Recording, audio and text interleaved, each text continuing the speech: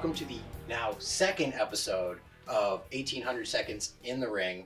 We are a yearly podcast now. It's been an entire 365 days since we last had an episode. We are officially the Undertaker of wrestling talk shows. We just show up for Mania and we're just out after. My name is Jason Smith. This is my good friend, podcaster, writer, musician, jack of all trades, Mr. Eddie Brophy. And still can't afford to live without living with my mother. But it's all the same, man. We're here to have a good time, talk about Mania, talk about wrestling. So we have pro wrestling, and that's what counts. I, a 36-man, year-old man, have pro wrestling in my life. Thank God we have kids, so it was proof that we do, in fact, have ladies in our lives. So let's not waste any time. We got a lot to cover. Let's bang through some headlines. So what comes to talk right now is everybody's talking about this. CM Punk has reappeared in the public eye with a now infamous deleted Instagram story post, running down Jon Moxley, some of the creative behind it, which came out of left field to me. I didn't think that there was tension between Moxley. Not anything that... Well, I always go back to... prior to the Shield coming into WWE, was Moxley did a dark match, and Punk had tweeted, I believe he tweeted and said, "This is our secret weapon." So I was always under the impression that Punk and Moxley were tight. Exactly. I mean, and even go back a few months prior, they had that thrown together tag match with FTR. Mm-hmm. Once Moxley came back from it, Punk went out of his way to praise Moxley for stepping aside, going to rehab. They came back, they had the thing, they embraced on screen, and I was like, okay, cool. They have a fun... I actually forgot about that Punk made a point to get in the ring and praise Jon Moxley for going to rehab. So it did kind of come out of left field. Phil, the internet is forever. What are you doing? You're making it just because you delete it, it's still there. Just making it hard to like the guy. And honestly, we'll get to this at the point when we touch on AEW, but a lot of momentum just completely lost with all of this. Because, time it's been, 6 months, and I was ready to be like, all right, bygones be bygones. I had looked at it as the Major League thing between him and the Elite. Fights happen. Fights happen all the time in Major League Baseball. You don't fire people over it. You're suspended. Maybe you're going to some kind of sensitivity class, whatever. Right. You go through it, you get through it, and you move forward. But my thing is he really shooting for the self-destruction of the CM Punk DVD? I think that's where we're at right now with his place in AEW, but only time will tell. Well, the other big one that came out, I mean, obviously other than Vince McMahon retaring, was WWE being sold. Yeah, but is he retired is the other thing. Because this has been a crazy, it came out, what was it? Few months ago, this summer. Yeah, is when it came out. It came out. No, it was August actually. I remember where I was when it came out because I was trying to take out a personal loan to pay my divorce lawyer, and I read that headline and I was just like, "Wow, this is quite a year." Vince McMahon, he's actually going to step down, and of course, there was the famous Brock Lesnar walked out of SmackDown, and there was a lot of guys who were just like, "If he's not here, we're not here." Yeah. And then from there, you get all the speculation: who's going to buy WWE? Yeah. And I care less about who's going to buy WWE in terms of the current product and more of, let's say Disney buys WWE. What happens to the library? What happens to so many years that are not necessarily Disney friendly? Are they just going to scrub them from existence? No, I don't think they end up on Disney Plus so much. If Disney, which I don't think they will ultimately, I think it goes to a Hulu or something like that. That seems to be a safe place for darker Disney subjects to kind of. Well, then there was the controversy over WWE being sold to Saudi Arabia. Yeah, which blew up one night in a tweet, and everybody was like, "It's happening. This is it. This is the end of the company." Yeah. Never. I personally do think if that is the end of the company. Yeah, let's see if Vince and his creepy mustache are true to their word, and they are there just to facilitate the sale, and he's not trying to get hands-on with the company again. He's not trying to get hands-on with creative. That's really my main concern. I go back to, if Saudi Arabia wants to buy it, okay, fine. They have the money to do it. This is an entity that, when WWE appeared for the Greatest Royal Rumble, had requested that Yokozuna appear on the show. At the time of that 2018. The man Yokozuna died 8 years prior. Yeah. But they wanted him, so they found some generic sumo wrestler with the weirdest appearance in a Royal Rumble I've ever seen. In, out, within 30 seconds. We appeased you, and that's it. That's the level of what's going to buy the company. I'm sorry. The legacy of that pay-per-view to me is just going to be the slide under the ring. That's all I can honestly remember of that pay-per-view. I typically don't watch those pay-per-views because I just... Same. they don't have the. I'm a little It's like an nervous. exhibition pay-per-view. I guess because there are title changes, but Well- it feels like it's separated. It's if it's the multiverse, it's timeline B. It doesn't really exist, but maybe it. You know what it feels does. like in the '90s when they used to do the UK pay-per-views that only Yes. came out on VHS. They didn't Yeah. show them in America. We didn't see them. And I used to love buying those tapes, and everyone would say, Eddie, what's the point of buying it? You already know all the results. No titles ever change. Remember, there was one year I think Crash Holly won the. Was it the European or was it the Hardcore? Might have been the Hardcore. It might have even been like heavyweight. I don't know. It Crash Holly with the forgettable title. It was the only title change ever in like the UK in the history of them doing those pay-per-views. But once again, time will tell. It'll be interesting to see who the buyer is. Obviously, tonight's the Hall of Fame. Yes. Kind of an interesting one. Kind of a WCW friendly Hall of Fame. If you think about it, with Ray Muda and I'm sorry, Stacy Keibler. That is not a WWE creation. That is all WCW. Sure, but I've come to look at the Hall of Fame as: have you spent significant time in front of the pro wrestling audience and made some contribution? I never thought of the Bella Twins as a Hall of Fame caliber character, but in the same sense, they were on TV for a long time. It's WWE's Hall of Fame. It's not pro wrestling's Hall of Fame. Right. They're going to acknowledge who they want. I mean, I still question Godfather getting in over Papa Shango, but that's hey. Still time. He can go in twice. Well, if that's the case, then Big Fella should go in 3 times. I would love it. The only man that can appear in the Royal Rumble 3 times and not win. So you think you're having a bad day? Just remember that. I think it's a little premature for him. I'm not saying he doesn't deserve it. Yeah. I was a little disappointed that we weren't getting someone of the caliber of a Batista, even a John Cena. Which makes me wonder if they had tried those avenues and their major star, because there's not a wide list of people to pull from. No, I mean there's still names. It's not the pool isn't as large as it was years ago. I just think in terms of Ray, because he's not ready to retire. He's even said he's not ready to retire. We don't know, because there's that thread line is his match with Dominic at Mania the last. We could be getting worked right now, and he could put Dominic over, which I think should happen. Other than Dominic going over, I think it's at this point, it's without a question, Dominic has to arrive in the lowrider. They teased it on Instagram yesterday. People have been talking about it, and then they teased it, and it went either they're paying attention to the internet or they already said. Was it Nick Khan that said they're like months ahead of WrestleMania creatively? So that's what I think fans want. As opposed to these last minute things. Tim White was, I know it was funny because you all of a sudden thought I was the clairvoyant. So I'm like, well, what are we doing about this, Warrior Award? Because, it's now the Triple H era. Is this kind of is this getting phased out? And no sooner than I mentioned something, Tim White was going, which I think is an excellent choice. I'm excited. And obviously Coffin, I'm very excited about. Yeah. Oh my God. It's needed to happen. But I think our thing is this feels like it's all happened in the last 2 weeks and just very underwhelming. Go back 3-4 years ago, it was hey, Monday night we're announcing, Right. 8 weeks out, and you get that time to build. This is a small class. This is 4 or 5 people technically. It's a small class, but I will say this: Coffin was announced by Variety. Stacy Keibler was announced by People Magazine. I think in a lot of ways, WWE would rather have these bigger publications in the outside media make a bigger deal of the Hall of Fame, because if to the non-wrestling world, if Stacy Keibler is in People Magazine saying, "Oh my God, I'm getting in the Hall of Fame," or Variety is picking up the Coffin story. More impact, I think, than if WWE privately announces it on their programming. So that's my hot take. The only thing I can think of is they're let's reduce the risk that we put from being out there for 8 weeks, and suddenly we find some horrible information about Andy Kaufman comes out. And in light of, stuff like this magically pops up, it would that's be, my only thought. that would be a tough sell in 2023 if the person giving the Warrior Award to is a sex offender. So... But, I'm trying to keep more positive. We'll stick to WWE programming now. And one of the big stories going for a while now has been the Bloodline. Now, what's going to happen to Mania? Somebody had pointed out, if we're going to start at Roman himself, that if he holds on to the title and they get to the next Saudi pay-per-view, that is day 1,000. No. I don't know if WWE pulls that trigger. It feels like this is the time to do it. You're going to upset a lot of fans if you don't do it. See, my hot take on this is I ultimately see this as being the undoing of the Bloodline. I think there's a lot of talent within that stable. I think Roman deserves a break for obvious reasons. I mean, he hasn't been a defending champ every night. Yeah. Cody but he doesn't have to be. I like that they have an attraction. If they had Roman Reigns out there every night like they did in previous iterations, you see it, whatever. It's John Cena. 2.0. He's there every night.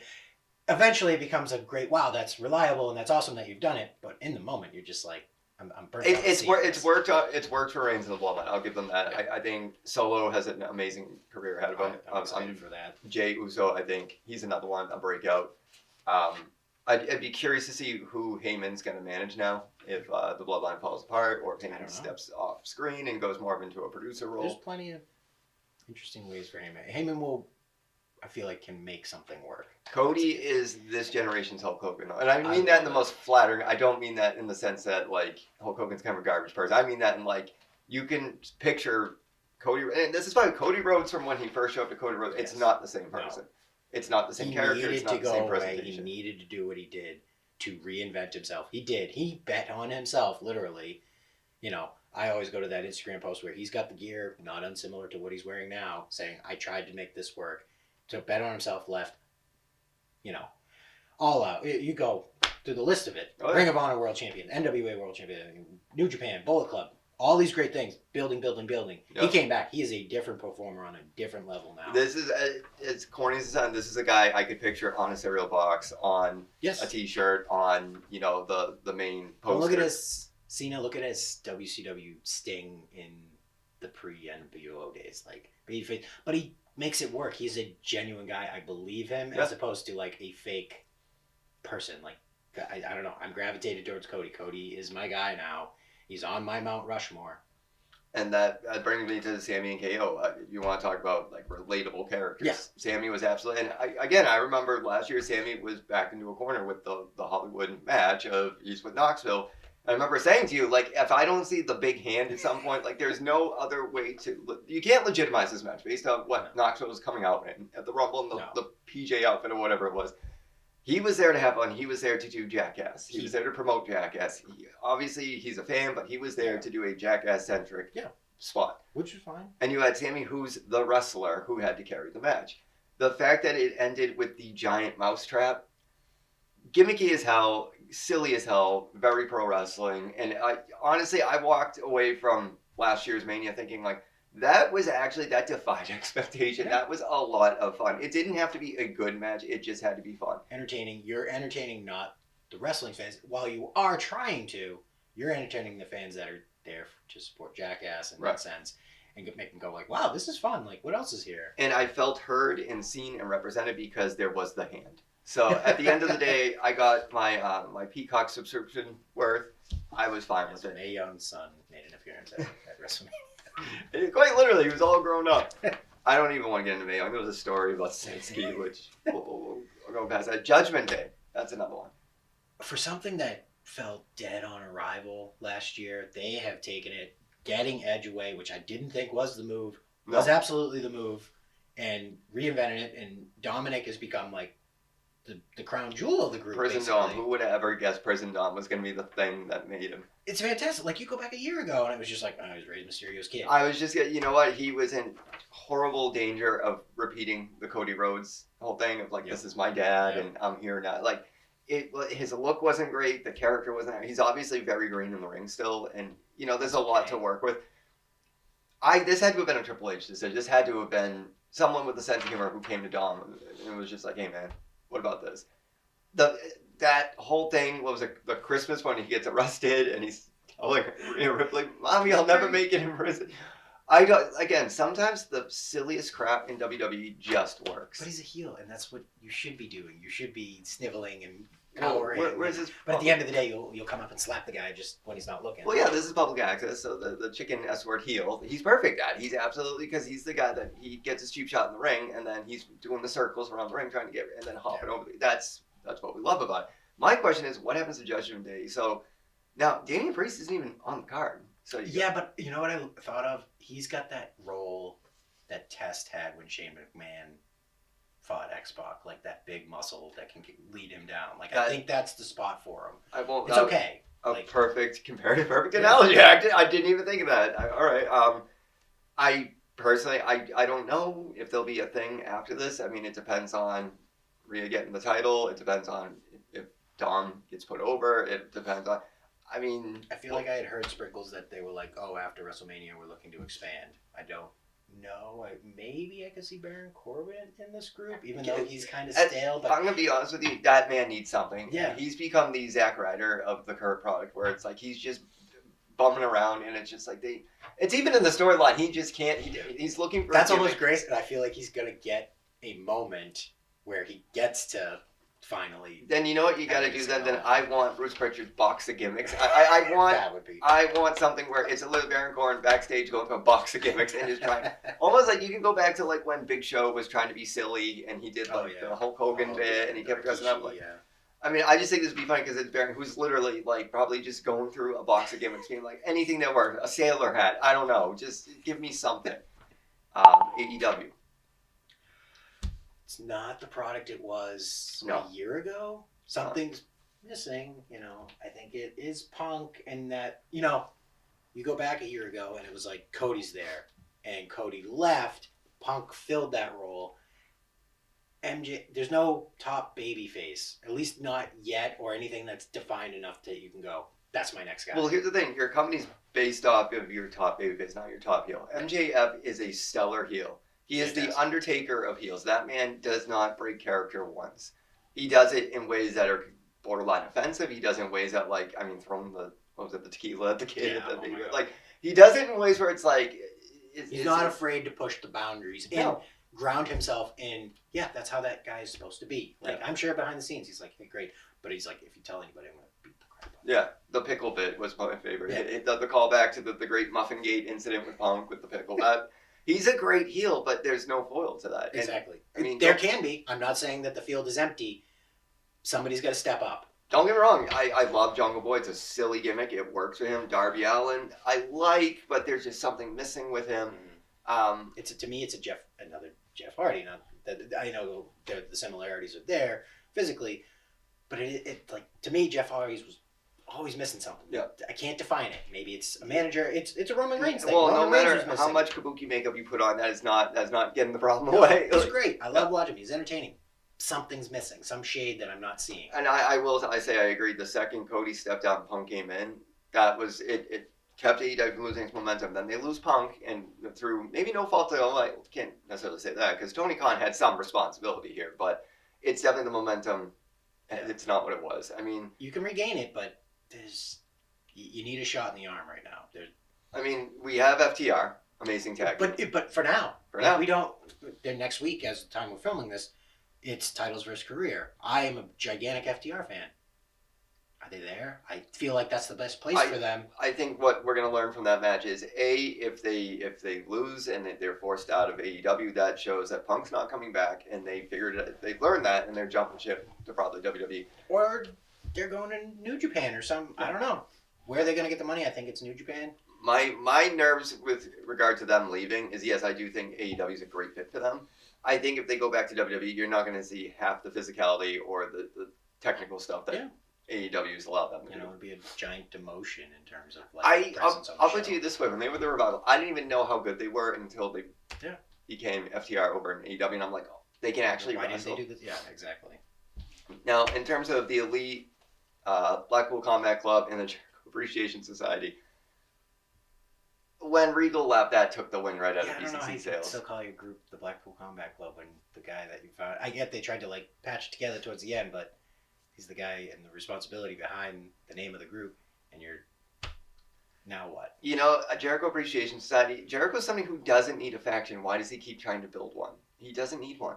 It's an easier way for him at his age to build people around. Hey, I'm not going to fight you this week, but Sammy Guevara or Jack Swagger or whomever is going to.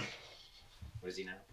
Yeah, he's always going to be. That's the thing. We the people. We're almost 4 years in, and I feel like Jack Swagger's had 10 matches over the course. I'm like, why is he still there? Well, and that's the other thing. You got a bloated roster. You got a bloated locker room, and you got two companies essentially. Well, that brings us to Ring of Honor. What are your thoughts? I like it, but I want more defined. This is this, that is that. I get there's no television for Ring of Honor right now, so you have to bleed it over. But at some point, I just wanted a vision of they're there, and maybe they meet at a certain point. It's a forbidden door scenario, but I don't need it every week. There's too many AEW guys in it. That's the big thing. Yeah. Because you're sort of just. I don't know, you're overlapping. It's just getting too like, all right, so who's the AEW guys and who are the Ring of Honor guys? So now you raised a very excellent question, and I may be a little rude about this. So for your off topic, good fan etiquette when you attend a live event. So I attended Raw about a month ago, and we got great upgraded seats, and the gentleman that I sat next to me was clearly having a good time, a little intoxicated. There was family in front of us. He had spilled his beer on the lady in front, and she runs up the stairs, grabs a cup with the lid on it, and is like, clearly you need a sippy cup. So you're lucky that was me and not my children. And I was just like, oh my God. And I felt included because they were right here. Because of the proximity. Oh my God, I am not like this person. No. We had a kid down here. It was his first time. I'm like, we're chit-chatting, having fun. Like, that's the way I think you do it. You integrate, you be nice. You know, at the end of the night, she was like trying to take a picture. I'm like, oh my God, here's my chance. And I was like, may I take a picture for you? Yeah. Here, step up. Here, I'm like, oh, great. She's like, oh, where'd your friend go? He is not my friend whatsoever. I don't even know who that man is. This man does not represent me. What's your kind of like what do you try to do? What do you try to like? Well, one's kind of rude and one's kind of archaic because signs aren't really a thing anymore. And my very first WWE show ever was King of the Ring 2000. Yeah. We were up on balcony, so we weren't even on camera. But I'm a kid. I'm 12. I think I was turning 13 the following month. I showed up with all my clever signs, like there was the evening gown match with Patterson and Briscoe. I had show us your puppies. I had my taker sign, obviously. And I remember the guy behind me kept tapping me on the shoulder. Mind you, I'm 11. And he kept, put your sign, I can't see. And now as an adult, as somebody that's been at the TD Garden with my own kids, it's a kind of a pain when, your views being obstructed, if not by the actual set, as you know, from the WrestleMania you went to. So a little gripey there. The biggest one. Hygiene. Hygiene, okay? Here's the thing. When you're at a WWE event, everybody knows you're a wrestling fan. Please don't smell like one. I don't know what it is with that. And I experienced this at the indie shows too. Yeah. Much worse at the indie shows because you're in a much closer proximity. But I remember we've been to a few shows where like off without a hitch, no problem, no interactions with the fans that were kind of off-putting. Then there was the infamous TNA show we went to. And there were a few times where you were just kind of like, yes, we're all here, but like, some people are a little overzealous about their fandom to the point where they're like trying to pick fights with you if you're not. Yeah, like, and there was another show like we went to, and there was these two guys. They were just, verbal diarrhea, just blah, blah, blah, blah, blah. We're a commercial break. Nobody's in the ring. Yeah. And it's just like cussing, I'm like, you can swear, but take stock of who's around you. Right. A little swear here and there. If you're going to be funny, know that you're funny. Yeah. Otherwise, please shut up. Work on your bits. We ended up yelling at him, getting kicked out of the thing, and they walked off. So the collections, you are. Yeah, we'll jump through it. We're running out of time. 5 minutes. So this is a quick thrown together show. So I need to grab something to show off, and I've got my collection of mini belts. Those are actually super cool. Yeah. I don't think I've actually seen all of these. Oh yeah. Well, I know you're a big ECW fan. That's the belt right there. That's an original from like 1999. Oh wow. So I've got the blue and red Universal titles. I got the WCW World title and the SmackDown. I'm obviously a bigger scale belt guy. In terms of collections, I'd say action figures and belts. Yeah. Are the big ones. Especially the action figures now, obviously the wallet takes a bigger hit, but I mean the details there, and they're absolutely amazing. Prior to divorce, I used to have an impressive collection. Thank you to my ex. But that would be my big one, was like the big scale belts and the action figures. So, if you were to get one, what do you think you'd wind up? Because I know I would be after actually like an NWA mini belt if you. It's funny. I thought WCW had some of the coolest belts back in the day. Obviously, the big one's the ECW belt, the European title, the hardcore title. Yep. I think I'd even go for like the old school WCW United States Championship. Cool. So now, top 5 WrestleMania theme songs. I don't really. Thank God you made a list because I don't actually know if I have a top 5, but I think Crack Addict is a good one from. Well, I love that we're just kicking down ripping off that band-aid. I don't care. I still like Limp Bizkit in my way. That song and that feud was such a perfect marriage that there's nothing that set the tone for that Mania, and that's the big thing that I'm looking at a lot of these and like. Maybe the memory remains. Mm-hmm. That might have been one. But like there were a lot of songs, and then I'll give Machine Gun Kelly because that kind of set the tone for The Rock and Cena. But I tonally, like when you because we used to get like the Jim Johnson kind of like generic theme Oh, sure. songs, and then they started dipping into like, oh, we're gonna do new metal, we're gonna do this, and some songs like the Durand Pool song, I remember like I'm like, how does this fit like sort of the tone Yeah. of the show? It just did. No. Although I love that. What is it? Cool in the Gang is this year. That is cool. It's such a weird.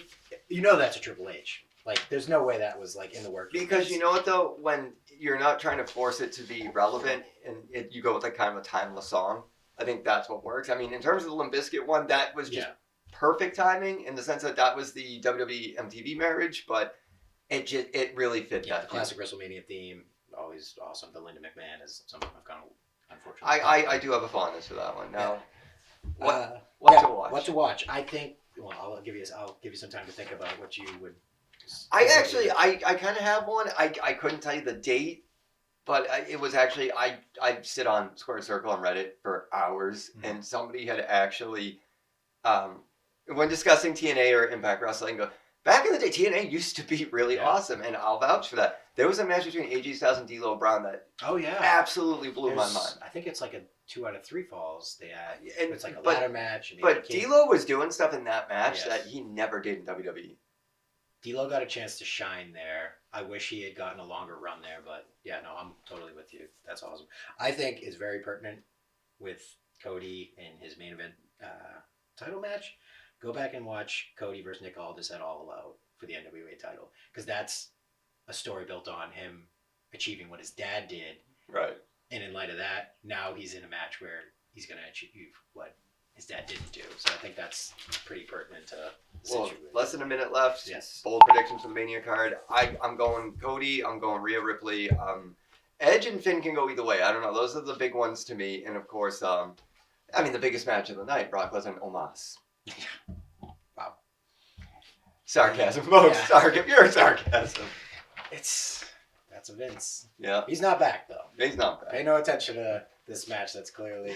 Pay no attention to the man behind the curtain. We all remember our NXT, matches from, 5 years ago when we had, like, Giant Man versus Giant Man, So what are your predictions? Cody, I think, is an easy. I really want... You know what? I'm going to say the Usos.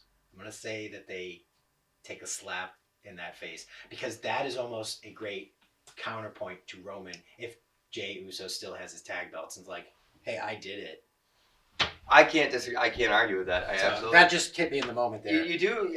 The proverbial kick in the private area, in the crotch area, is a staple of WrestleMania, and I do think somewhere we're going to get it. Oh, yeah. I don't want it to come with Cody, but it's got to come from somewhere. Yeah. So there's definitely that, Triple H retained WrestleMania 2000 feeling of like, what just happened? So I think we need that.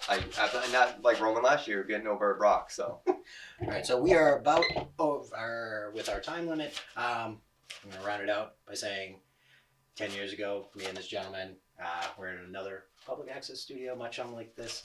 And I want to thank you for joining me once again. Thank you for having me. Chit Chat Wrestling. Yeah, and I can't wait to, if this makes it on public access, to blow off the Hall of Fame speech to watch us on public access. Not This Is Us, not to be confused. No, not us. Yes, watch. I blew off watching Undertaker's Hall of Fame speech just to watch our one we did last year. So thank you folks for watching. Enjoy WrestleMania, and that's our show for this week. Thanks, guys.